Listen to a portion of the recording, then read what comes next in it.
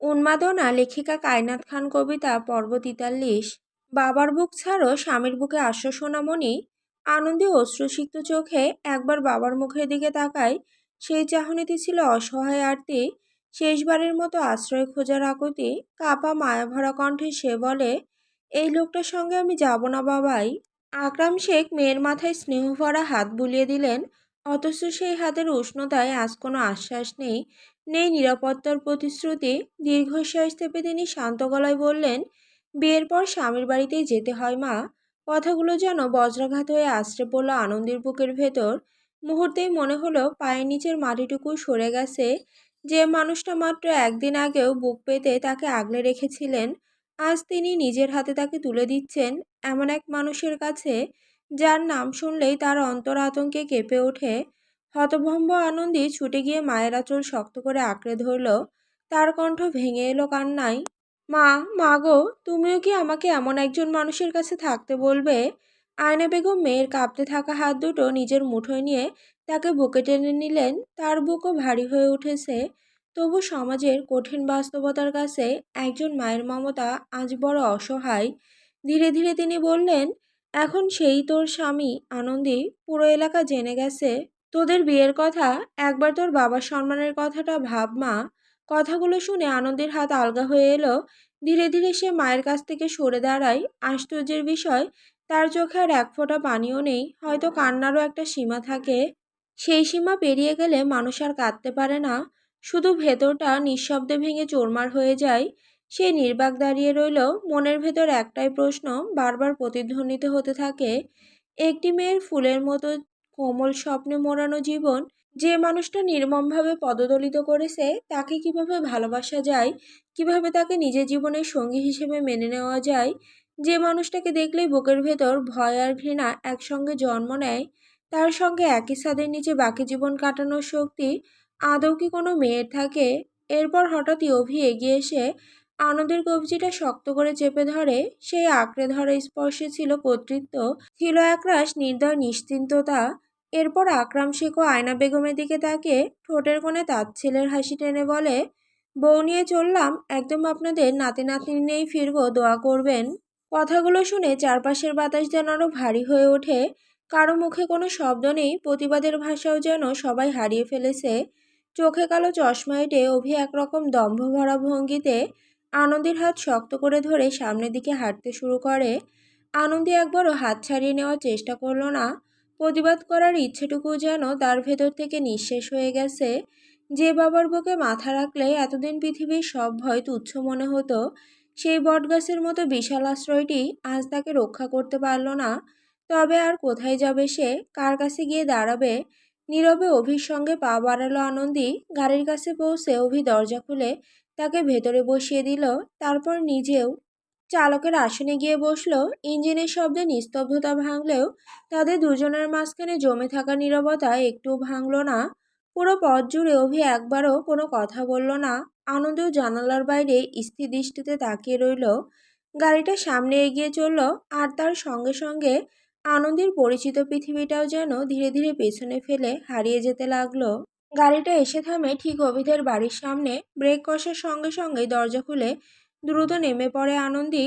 এক মুহূর্ত অপেক্ষা না করে সে সোজা বাড়ির ভেতর ঢুকে পড়ে সে, যেন গাড়ির ভেতরটুকু তার কাছে অসহনীয় হয়ে উঠেছিল। অভি অবশ্য তাড়াহুড়ো করলো না। নিশ্চিন্ত ভঙ্গিতে গাড়ি থেকে নেমে নিজের সাঙ্গপাঙ্গদের দিকে তাকিয়ে বলে, আগামী 3 দিন আমি বাড়ি থাইকা বাইর হব না, কেউ আমারে ডিস্টার্ব করবি না। কথাটা শুনে তার সাঙ্গপাঙ্গরা একে অন্যের মুখ চাওয়াচাওয়ি করে চাপা হাসি হেসে ফেলে। তাদের সেই অর্থবহ হাসি অভির চোখ এড়ালো না। তবে সেদিকে কোনো ভ্রুক্ষেপ না করে সে অলস ভঙ্গিতে শরীরটা টান টান করে বাড়ির ভেতর ঢুকে পড়ে। সিঁড়ি বেয়ে দোতলায় উঠে প্রথমে সদর দরজায় বড়সড় একটা তালা ঝুলিয়ে দিল সে। ধাতব তালার শব্দে পুরো বাড়িটা যেন আরো নিস্তব্ধ হয়ে ওঠে। তারপর ধীর পায়ে শোবার ঘরের দিকে এগিয়ে গেল অভি। ঘরে ঢুকেই তার দৃষ্টি গিয়ে থামলো বারান্দায় কাঁচের দরজার সামনে। আনন্দে নিঃশব্দে সেখানে দাঁড়িয়ে আছে, মাথাটা দরজার সঙ্গে হেলান দেওয়া, দৃষ্টি বাহিরে কোথাও স্থির। মুখে কোনো অভিব্যক্তি নেই, যেন সমস্ত অনুভূতি এক মুহূর্তে পাথর হয়ে গেছে। নিঃশব্দে তার পেছনে গিয়ে দাঁড়ালো অভি। দুজনের মাঝখানের সামান্য দূরত্বটুকু ইচ্ছে করে মুছে দিল সে। আনন্দের পিঠে তার শরীরের উষ্ণতা লাগতেই আনন্দের বুকের ভেতরটা কেঁপে উঠতে শুরু করে। অজান্তে সে শুকনো ঢোক গিলে ফেলে। অভি ধীরে ধীরে মুখটা তার কানের কাছে নিয়ে গিয়ে নিচু ভারী স্বরে বলে, আজ থেকে তুমি সম্পূর্ণ আমার, এক চুল পরিমাণও অন্য কারো নও। আনন্দের ঠোঁট কেঁপে ওঠে। আমি। শব্দটা সম্পূর্ণ হওয়ার আগে অভি এক ঝটকায় তাকে নিজের দিকে ফিরিয়ে নেয়। এক হাতে বারান্দায় কাচের দরজাটা টেনে বন্ধ করে, আর অন্য হাতে শক্ত করে চেপে ধরে আনন্দীকে। ঘর জুড়ে নেমে আসে এক ভারী দম বন্ধ করা নীরবতা। অভি অজস্র চুমুতে ভরিয়ে দিতে লাগলো আনন্দীকে। তার চোখে মুখে এক অদ্ভুত জেদ, যেন পৃথিবীর কোনো বাধাই তাকে থামাতে পারবে না। অভির এই জেদ এক প্রকারের অস্বস্তি বয়ে আনে আনন্দীর মন জুড়ে। আনন্দী আতঙ্কে দুপা পিছিয়ে যায়। বুকের ভেতর হৃদস্পন্দন এত জোরে কাঁপছিল যে মনে হতে থাকে নিস্তব্ধ ঘরেও তার শব্দ শোনা যাচ্ছে। সে দু হাতে অভিকে সরিয়ে দিয়ে খাটের এক পাশে গিয়ে দাঁড়ায়। অভি আবার সামনে এগোতেই আনন্দী অন্যদিকে সরে চলে যায়। এভাবেই শুরু হলো এক নিঃশব্দ ধাওয়া। খাটের এক প্রান্ত থেকে আরেক প্রান্তে আনন্দী শুধু নিজেকে বাঁচানোর জন্য ছুটে বেড়াতে লাগলো। তার প্রতিটি পদক্ষেপে ছিল ভয়, প্রতিটি নিঃশ্বাসে ছিল অসহায়তা। অভি বিরক্তি মিশ্রিত স্বরে বলল, দুষ্টুমি করে না সোনামণি, আমার আর তর সইতেছে না, কাছে আসো। আনন্দীর চোখ দুটো রাগ আর ঘৃণায় লাল হয়ে ওঠে। আচ্ছা, সবকিছু কি সিনেমার মতো হয়? সবার কি রেড ফ্ল্যাগ হিরো পছন্দ হয়? অতি কষ্টে আনন্দী কাঁপা কাঁপা গলায় বলে, আপনি আমার কাছে আসলে বড্ড ঘৃণা লাগে অভি, বোঝার চেষ্টা করুন প্লিজ। কথাটা শুনে অভি কয়েক মুহূর্ত নিশ্চুপ থাকে, তারপর ধীর স্বরে বলে, কাছে আয়, আর লাগবে না।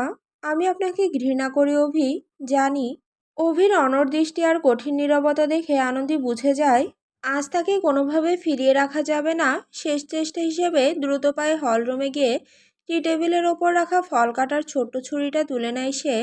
কাপা হাতে ধারালো ফলাটা নিজের গলার কাছে চেপে ধরে অভির দিকে তাকায়। চোখে ভয়, ক্ষোভ আর অসহায়তার এক অদ্ভুত মিশেল। কিন্তু অভি যেন একেবারেই বিচলিত হলো না। দুই হাত বুকের ওপর ভাঁজ করে দরজার চৌকাঠে ঠেস দিয়ে নির্বিকার চোখে তাকিয়ে রইল তার দিকে।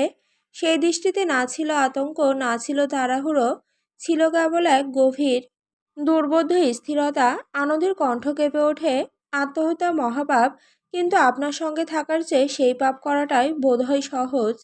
কথাগুলো শুনে অভির মুখে কোনো পরিবর্তন এলো না। ধীর স্থির পদক্ষেপে সে সদর দরজার সামনে গিয়ে দাঁড়ায়। একবারও পেছনে না তাকিয়ে শান্ত গলায় বলে, আমারে যেদিন বুঝবা সেদিন পাগলের মতো খুঁজবা। এরপর আর এক মুহূর্তও দাঁড়ায় না, নিঃশব্দে দরজা খুলে বাইরে চলে যায়। দরজা বন্ধ হওয়ার ক্ষীণ শব্দটুকু যেন পুরো ঘর জুড়ে দীর্ঘশ্বাস হয়ে ছড়িয়ে পড়ে। আনন্দী ধীরে ধীরে ছুরিটা টি টেবিলের ওপর নামিয়ে রাখে। তারপর সমস্ত শক্তি যেন এক নিমিষে নিঃশেষ হয়ে গেছে। এমনভাবেই সোফায় শরীর এলিয়ে দেয়। শূন্য দৃষ্টিতে ছাদের দিকে তাকিয়ে রইল সে। মাত্র একটি দিনের ব্যবধানে জীবনটা যেন সম্পূর্ণ পাল্টে গেছে। যে জীবন একসময় রঙিন স্বপ্নে, হাসিতে আর অগণিত সম্ভাবনায় ভরেছিল, সেই ফুলের মতো কমল জীবন আজ মুহূর্তে বিবর্ণ হয়ে গেছে। চারপাশে সবকিছু আগের মতোই আছে, অথচ তার নিজের পৃথিবীটা যেন নিঃশব্দে ধ্বংসস্তূপে পরিণত হয়েছে। নিজের দুর্ভাগ্যের কথা ভাবতে ভাবতে এক মুহূর্তে আনন্দী অনুভব করল পায়ের নিচের মাটি যেন হঠাৎ করে সরে গেছে। কিছু বুঝে ওঠার আগেই অভি তাকে অনায়াসে কোলে তুলে নিয়েছে। এতটাই আকস্মিক ছিল ঘটনাটা যে প্রতিবাদ করার সুযোগটুকু পেল না সে। পরক্ষণেই সম্বিত ফিরে আসতেই আনন্দী ছটফট করে ওঠে। হাত পা ছুড়ে নিজেকে ছাড়িয়ে নেওয়ার প্রাণপণ চেষ্টা করতে লাগে আনন্দী। কিন্তু অভির বাহুর বাঁধন ছিল পাথরের মতো দৃঢ়। তার পদক্ষেপে ছিল না কোনো দ্বিধা। নিশ্চুপ ভঙ্গিতে সে আনন্দীকে নিয়ে সোজা নিজেদের ঘরের দিকে এগিয়ে গেল।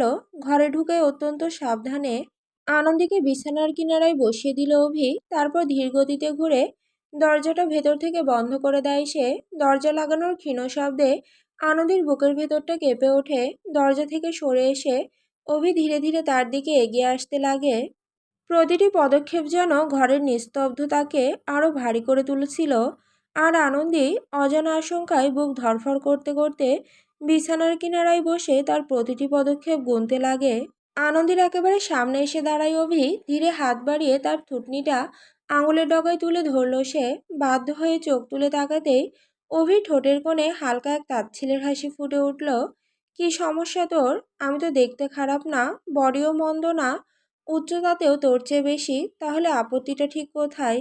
আনন্দে এক ঝটকায় মুখ ফিরিয়ে নিল, বুকের ভেতর জমে থাকা আতঙ্ক আর ক্ষোভ একসঙ্গে গলায় এসে আটকালো। আমি প্রেগনেন্ট অভি।